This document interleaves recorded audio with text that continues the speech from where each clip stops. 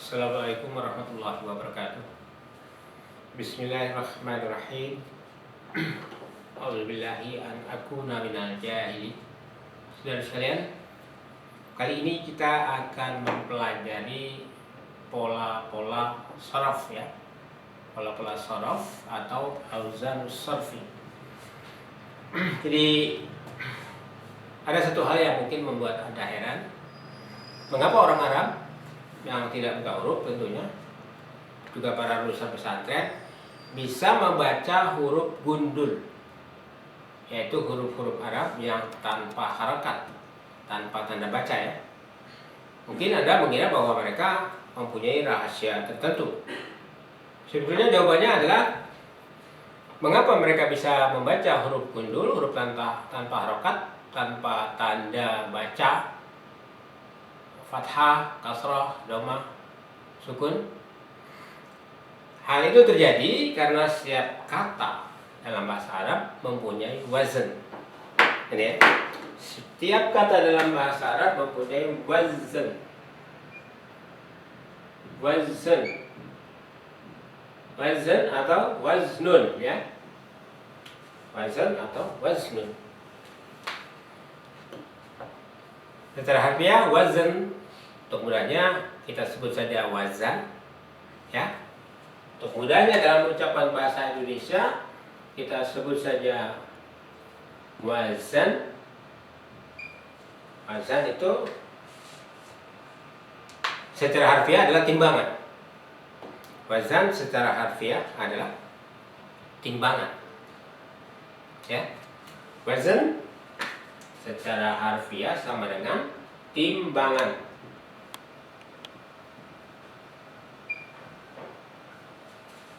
Timbangan.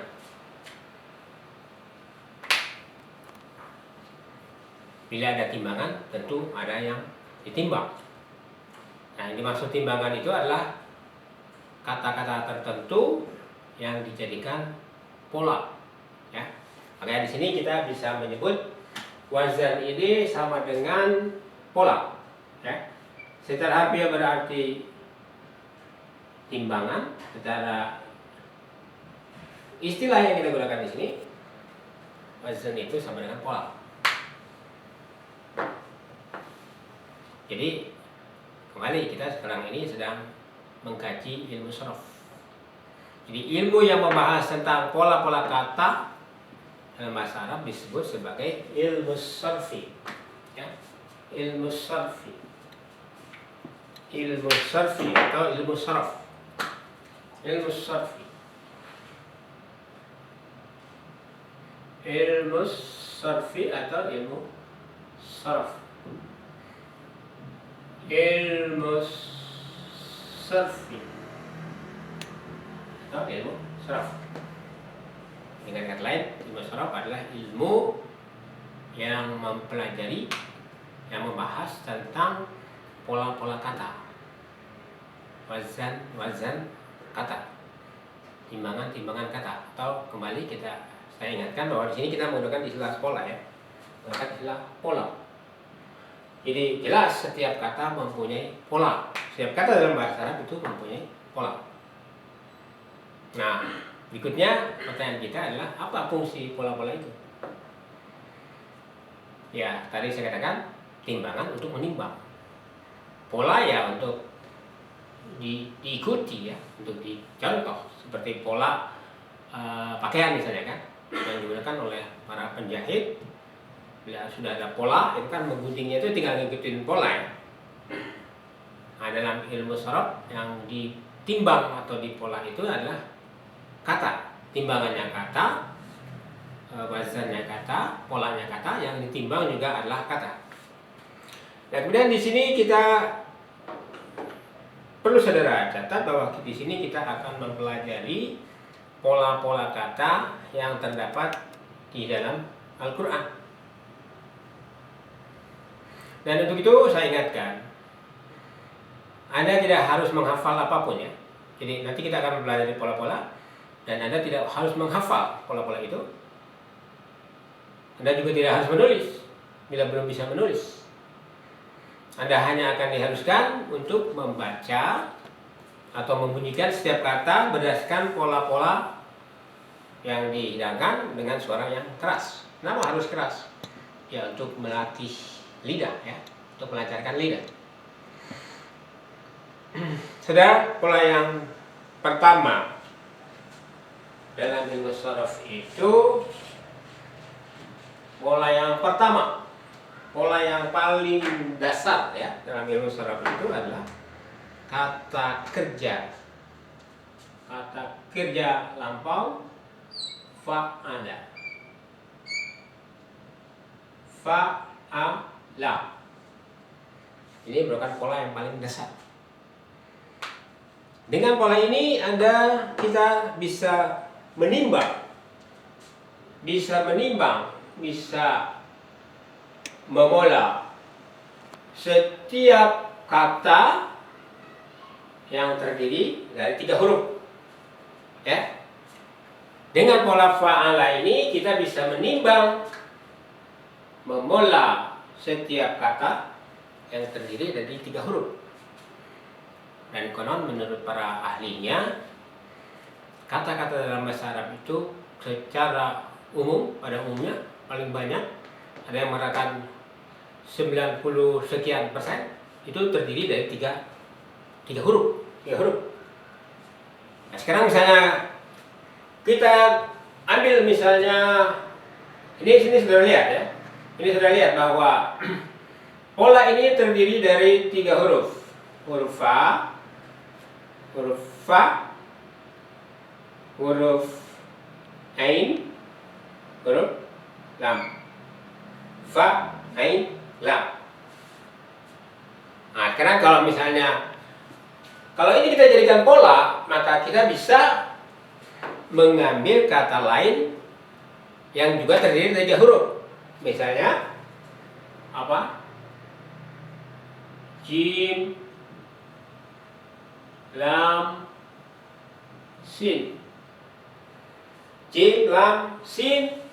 Yang kalau kita sambung, maka jim, lam, dan sin ini menjadi apa?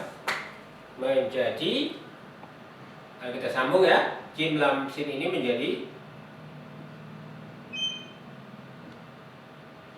apa? Perhatikan, ini terpisah, ini tersambung. Nah, kita menjadikan ini sebagai pola. Berarti harus mengikuti apanya di sini? Yang harus kita ikuti di sini adalah tanda bacanya. Fathah, fathah, fathah. Jadi jim, lam, sin, sini tambah fathah, sini tambah fathah, sini tambah fathah, menjadi jalasa. Jalasa. Demikian seterusnya ya. Misalnya kita mengambil huruf lain, misalnya kaf, ta, ba. Menjadi apa? Menjadi kata.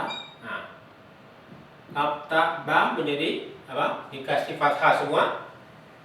Ka, ta, ba. Ya, saya kira kita bisa memahami.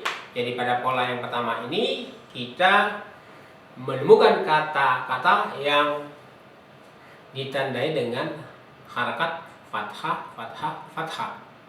Atau a, ya. Kalau dibunyikan ke dalam, ya kalau dibawa kepada huruf Latin, maka pola ini adalah pola apa? Pola a, ya. Kira-kira seperti itu ya. Bisa dipahami ya. Nah, selanjutnya saudara, di dalam Al-Quran, maksud saya, pola-pola bahasa Arab itu cukup banyak. Tetapi di dalam Al-Quran hanya terdapat 10 pola. 10 pola. Ya, terdapat 10 pola, mulai dari fa'ala sampai yang terakhir itu istaf'ala. Istaf'ala. Mulai dari fa'ala ya sampai fa'ala. Nah, jadi nanti kita hanya akan mempelajari 10 pola dengan sedikit variasinya. Di sini nanti kita akan mempelajari 14 pola ya. Karena ada variasi maka menjadi 14. Nah, sekarang mari kita fokus pada pola fa'ala.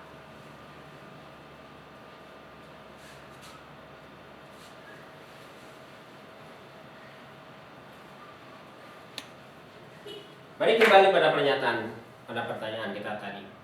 Mengapa orang Arab yang tidak buta huruf, juga orang-orang kita yang lulusan pesantren, belajar bahasa Arab, mengapa mereka bisa membaca huruf Arab tanpa harakat, tanpa tanda fathah, kasrah, dhammah, sukun? Mengapa? Nah, kembali, karena setiap kata dalam bahasa Arab itu ada polanya, ya. Nah, sekarang pola yang pertama adalah fa'ala. Karena kita sudah tahu bahwa pola yang pertama itu adalah kata fa'ala, maka kita juga bisa menghilangkan huruf tanda-tanda baca yang ada di sini. Karena Anda sudah tahu bahwa ini berbunyi fa'ala, maka tanda baca itu tidak diperlukan lagi. Jadi ini kita baca apa? Fa'ala. Kenapa dibaca fa'ala? Karena kita sudah tahu bahwa itu bunyinya fa'ala. Jadi kita tidak mungkin membaca menjadi fa'ila, fa'ula, atau fi'lun, fa'lun, dan lain-lain ya. Karena kita sudah tahu bahwa ini berbunyi fa'ala, maka walaupun tidak diberi tanda baca, tetap kita baca fa'ala. Jadi kuncinya, mengapa mereka bisa baca huruf gundul? Karena mereka sudah tahu memang harus baca menurut kebiasaan mereka. Sehari-hari misalnya dalam membaca dan berbicara memang ada polanya, bunyinya mereka sudah tahu. Nah, sekarang kita mempelajari ilmu sorof itu dalam rangka membiasakan dengan pola-pola. Sekarang mari kita ingat bahwa pola yang pertama adalah apa? Fa'ala. Pola yang pertama adalah fa'ala.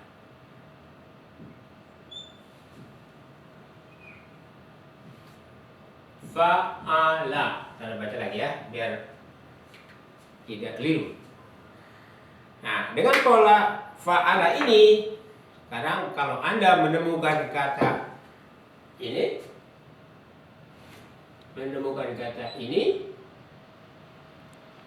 maka Anda harus membaca apa? Fa'ala. Ingat,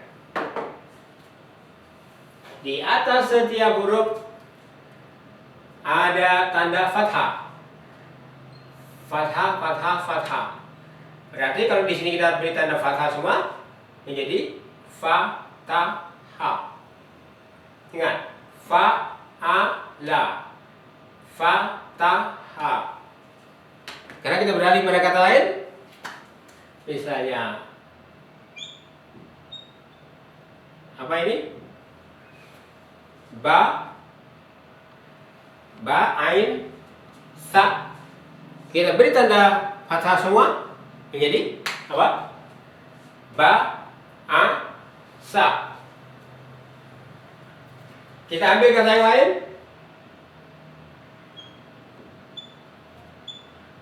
Apa? Ingat, a. Ini berarti ja, a, la. Kita ambil kata yang lain.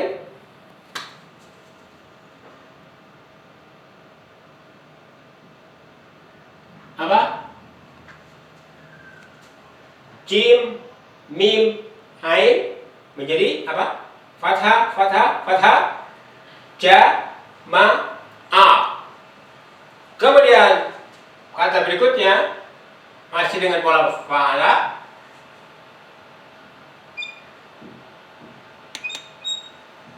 Apa ini? Za, ha, ba. Kita ambil kata yang lain lagi.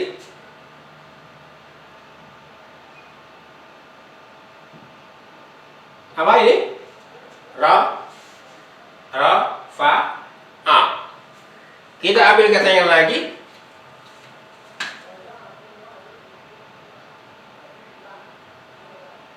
Apa ini? Sa, ha, ra. Kita ambil kata yang lain lagi.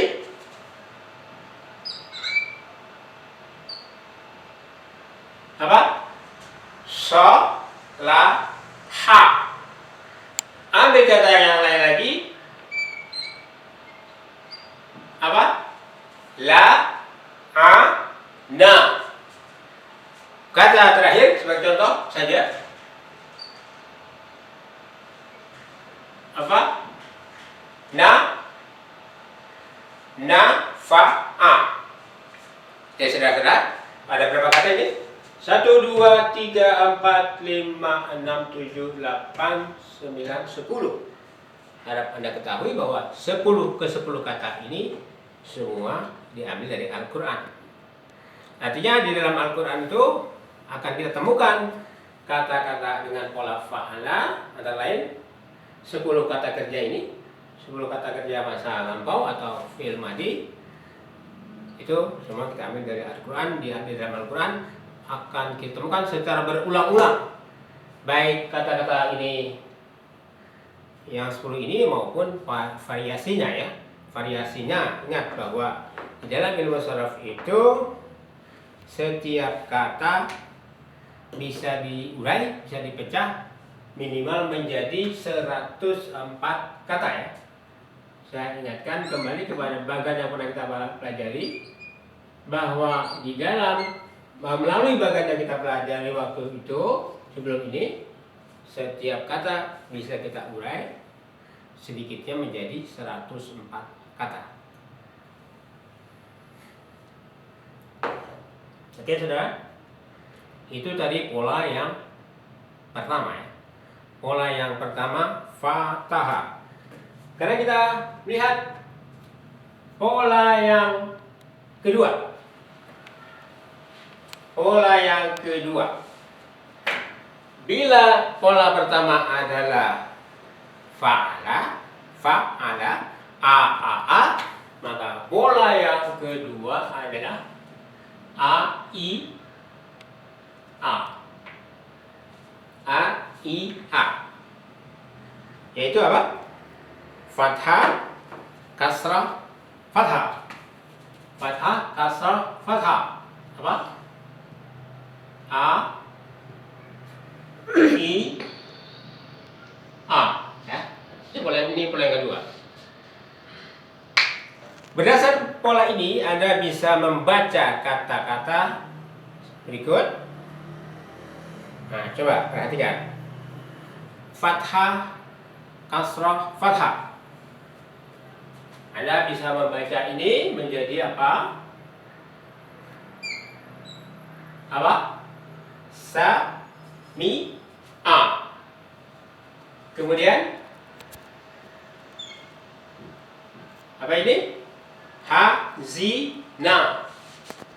Kemudian hasiba. Kemudian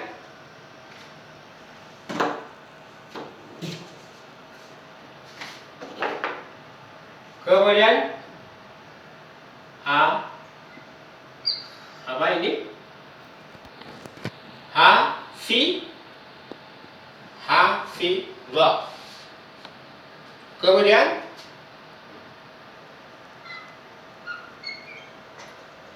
khasirah.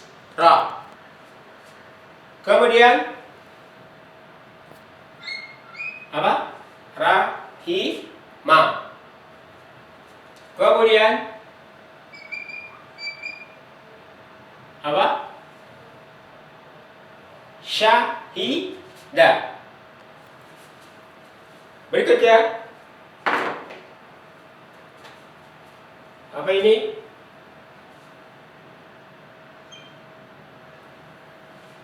Alima. Berikutnya apa? Amila. Kemudian apa ini? Kariha. Ya sudah, ini jelas ya.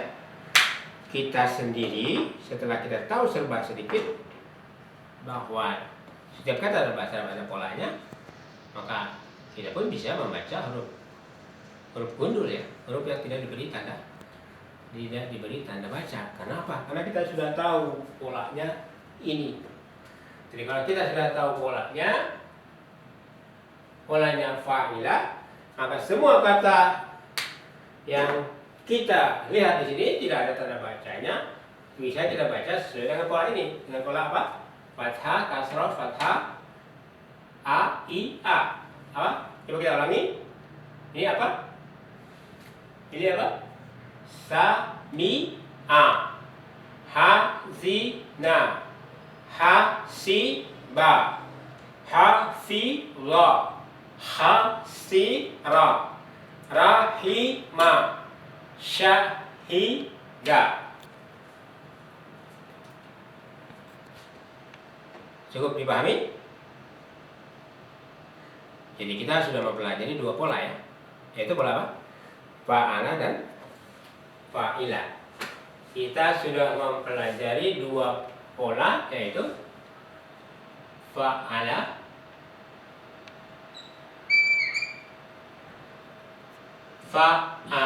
dan fa'ilah ya. Cukup dipahami?